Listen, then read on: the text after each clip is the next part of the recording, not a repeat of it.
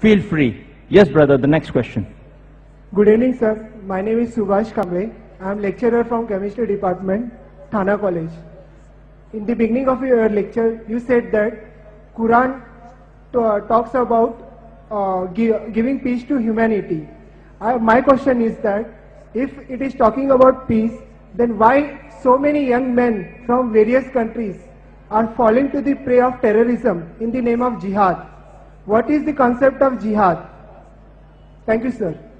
The brother asked a good question. That if Islam and Quran speaks about peace to humanity, then how come there are so many young Muslim and other Muslim from different countries who are fighting and who are talking about jihad? What is the concept of jihad? As far as the word jihad is concerned, jihad comes from the Arabic word jahada, which means to strive.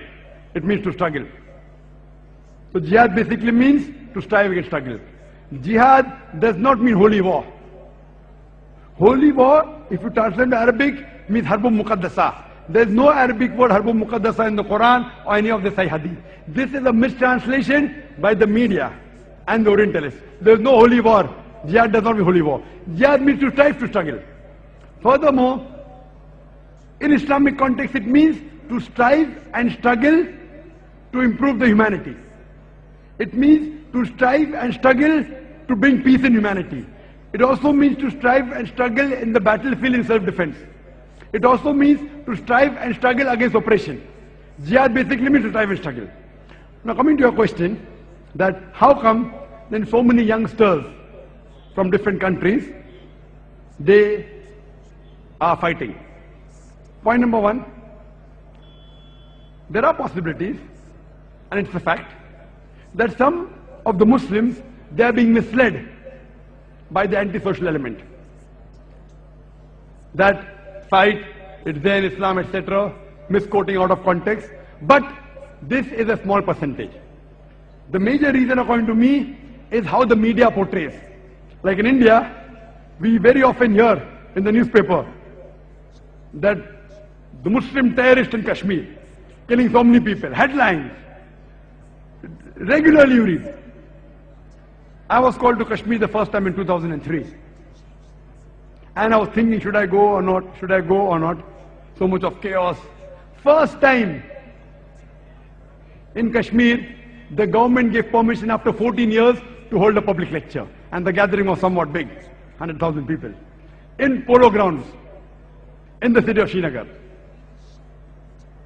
And when I went there were guards, with guns and all around me. And I was expecting, but there wasn't much problem. Next day I went to Assam. I landed on the airport, there were 4 guards with guns, machine guns. What is this? There is killing in Assam. Killing in Assam? Where it takes place? And there, if I did not have the guards, I wouldn't be here to give the talk. But in the paper, where do we hear about the killing going on in Assam? There is more people being killed in Assam than in Kashmir. Who hears about the LTT? You know the LTT? The Tamilians, they are called as Tamil Tigers. They are not called as Hindu terrorists. Why? If Kashmiri Muslims do it, they are called as Muslim terrorists. If the Hindus in Assam do it, it's a local problem. If the LTT does it, local problem. In India, you ask anyone who has the knowledge of law and order, he will tell you the maximum killing is done by the Maoists. How many times do we read in the newspaper? If we read in the newspaper, in news brief, okay, so many people killed in Assam. News brief. Muslims do it, headlines. Why? There are black sheep in every community. Then one person came and told me, you should understand, this is a problem of land.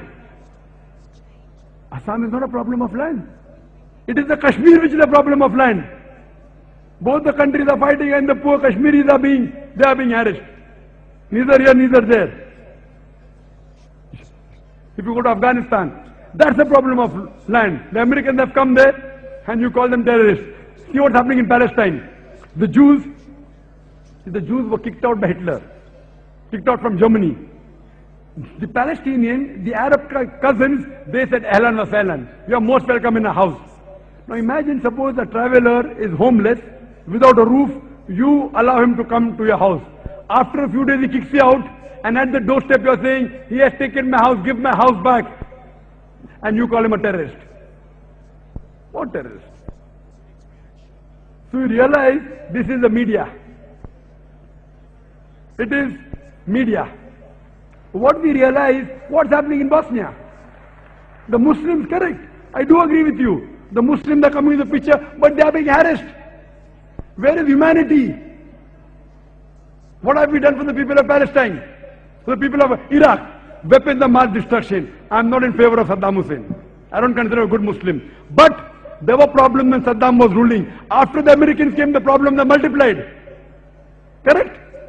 So what are you talking about weapons of mass destruction? Just because George Bush says, go and attack, and you're attacking. The maximum number of person that has killed any human being, it is George Bush. So number one terrorist is George Bush.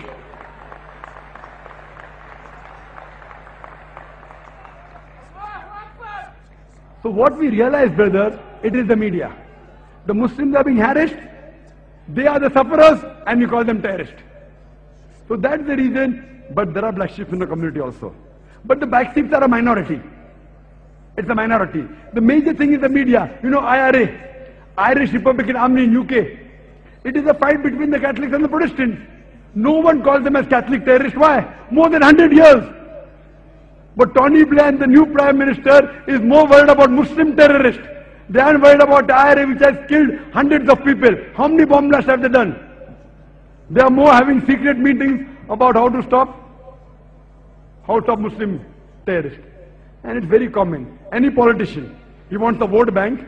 The new Prime Minister came, then there was Jasco bombing. You know Sabeel Ahmed? Have you heard Sabeel Ahmed? Very good. I have heard him, I haven't seen him. It came in the Indian papers. You know Sabeel Ahmed? Sabeel Ahmed was a fan of Dr. Zakir Naik. And he organized Dr. Zakir Naik lecture in Bangalore. In the full article on terrorism. Then they talk about Sabeel Ahmed. Then they talk about Dr. Zakir Naik. Why? Because Dr. Zakir Naik is popular. Article will carry more weight. Then they continue saying that Dr. Zakir Naik, however, is vehemently against terrorism. They include my name in article. You know the issue of Lal Masjid in Pakistan. CDs were found of Dr. Zakir Naik. So you should be happy. When the Indian press is saying Dr. Zakir Naik is against terrorism, you should be happy that Sabeel Ahmed has my DVDs. You should be happy that Lal Masjid has DVD. If I'm against terrorism, so you should realize that maybe there were tens of thousands of Muslims who had done terrorist act. Because they are my fans, they have stopped doing terrorism. You should say, and they say that if you go to Taliban website, name of Dr. Zakir Naik is there. You should say that even Al-Qaeda website should have Dr. Zakir Naik's name. Because if a person is sick, he has to go to a doctor. Correct? So you can't say that sick people are going to the hospital. A sick person should go to the hospital. So if you assume that these are terrorist organizations and they're hearing my lectures, the Indian government should be happy. When Dr. Zakir Naik speaks against terrorism, they should be happy that these people are listening to me. I may not be able to convince everyone, but at least quite a few I'm convincing. But in the article, they write my name for weightage. You know, so it's become, if you write against Islam, the chances the article will be selected very easy. And that's common. Same with Khushwant Singh. You know Khushwant Singh? Now his age is 94. Year before last he wrote an article against me. Couple of weeks back in November he wrote an article against me. He says, in the first article he mentioned, that I watch Dr. Zakir Naik's program religiously every day. He writes. He praises me, talks about my memory, and then criticizes me in his style. Again he wrote an article that in Delhi there was a book exhibition and the hot seller was Dr. Zakir Naik's book on answers to the 20 common questions asked by non-Muslims. Oh, that person has fantastic memory, blah, blah, blah, blah. But I will reply to 4 of his questions. And he replies to pork, to alcohol, to polygamy, as well as parda, hijab. And you read the article. Time will not permit him to speak about everything. In pork he says, I did not know, I say that it is the most shameless animal, more than 70 diseases. It is the only animal that invites its friends to have sex with it. So I said, if you eat pig, you behave like pig. It is the only animal that invites its friends to have sex with itself. Sex with the mate. He said, I did not know that. And he says that I don't know the Western countries, they're having pig, and I don't see any epidemic or disease. See, doctors tell us today that don't go to a prostitute, you'll have AIDS. But everyone that goes to prostitute does not get AIDS. The percentage is small. The minority of the people get. That does. Similarly, everyone that has spoke doesn't get these diseases. But today, more than 50% of the Americans, they are suffering from hypertension. And one of the cause is because of pig eating. He talks about alcoholism. Dr. Zakir Naik says, because of alcohol you have so many diseases. So he says, Quran is not against alcohol, it's against getting intoxicated. Now he's trying to interpret the Quran. This is the media. And he says, I am of the age of 94 years old. I am drinking every day in my life. I have never got intoxicated. I have never got sick. I have never got sick. And I have never hurt any individual. Now all these three things, age of 94, has never got intoxicated. I know so many common friends who tell me that they have seen him intoxicated so many times. Never seen a doctor. Maybe he forgot, age of 94. He has never hurt anyone.